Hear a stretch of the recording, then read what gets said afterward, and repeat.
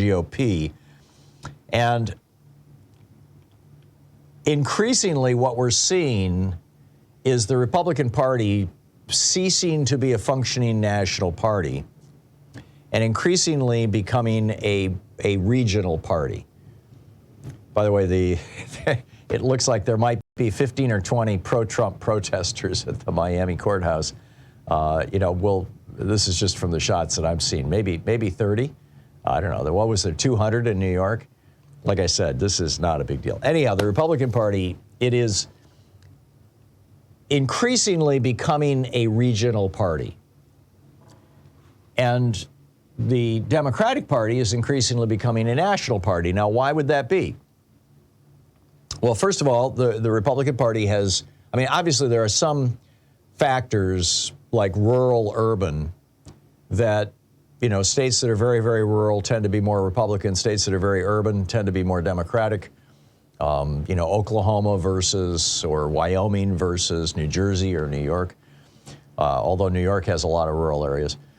But I think there's more to it than this. I think that the reason why the Republican Party has been shrinking, and it has been shrinking, is because they are basically offering the American public nothing other than hate, resentment, fear, grudge, grievance, victimhood. You watch Fox News and it's just like nonstop. Oh, we're the victims of this. No, we're the victims of that. No, it's kind of pathetic. But there's a real problem associated with this. There's a much larger issue here. And that is that without two healthy political parties, and I would actually say without multiple healthy political parties, but the problem is here in the United States, we have a two-party system because we're one of only 7 democracies in the world that has first-past-the-post, winner-take-all elections. Pretty much everybody else uses a parliamentary system. In a parliamentary system, if a party gets 22% of the vote, they get 22% of the seats in parliament. So you have, multiple robust political parties. But in a first-past-the-post, winner-take-all, in other words, it's all or nothing, 51% determines everything. You always end up with a two-party system, and that's what we have in the United States. And of course, the Republican Party has sought to exploit this for years and years and years, promoting, for example, the Green Party, Jill Stein in the 2016 election, for example. The Republicans helping fund that, not to mention the Russians. But the bottom line is we've got this two-party system. And here's where the problem comes as the Republican Party gets smaller and becomes more regional. Without having two competitive parties, there is nothing to restrain political corruption, essentially. It is the competition between two parties that purges both parties of political corruption.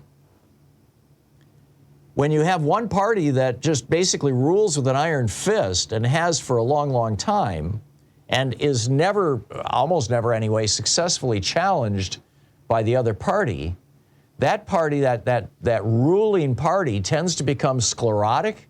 It tends to become corrupt. We see this frankly, we see this in both parties. You see this in the corruption in the Democratic Party in New York State, which is legendary. And, because they haven't had a serious challenge from Republicans, New York State has not been out of the control of Democrats in forever. And you see this in Republican-controlled states like, Mississippi and Florida and Texas and Alabama. And, we could go on.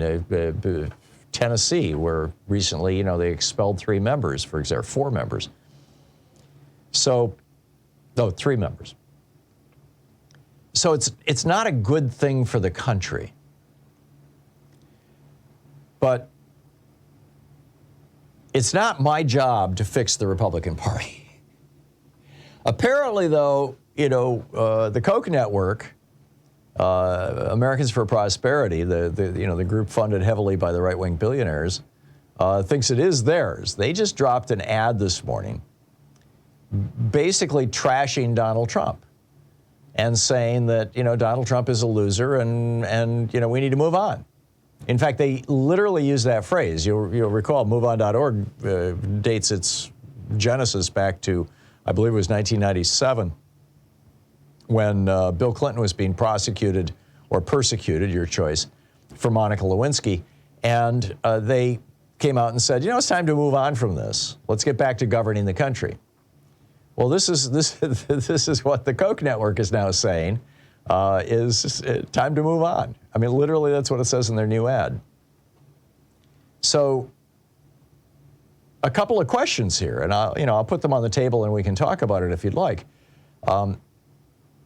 What will the consequences be for the Republican Party itself and for the Democratic Party if the Republican Party continues down this road of being a smaller and smaller and more regional political party and more corrupt? I mean, in particular, you see this right now, for example, in Ohio, where the Republican Party is just so insanely corrupt that the Republican Speaker of the House in Ohio, I believe, might be the Senate leader. It's one or the other.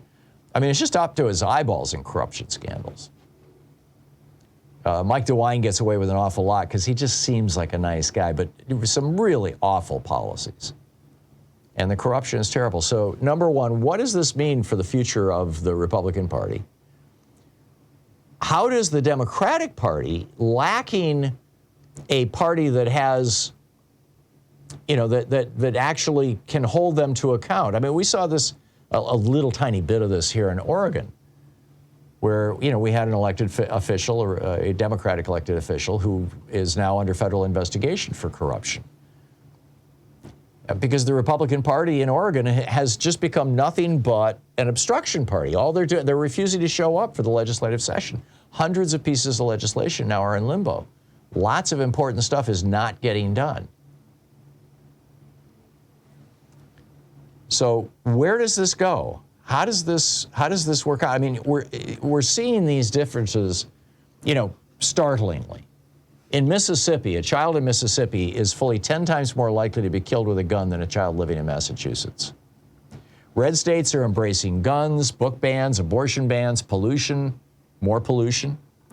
Blue states are leading the way into pluralism, a clean energy future, and rebuilding their schools and infrastructures. Everybody in Oregon votes by mail and has for a quarter century, and we're one of 5 states where that's the case. Texas, Republicans just made it very hard for anybody to vote by mail, particularly in Houston, which is the all-blue city in Texas.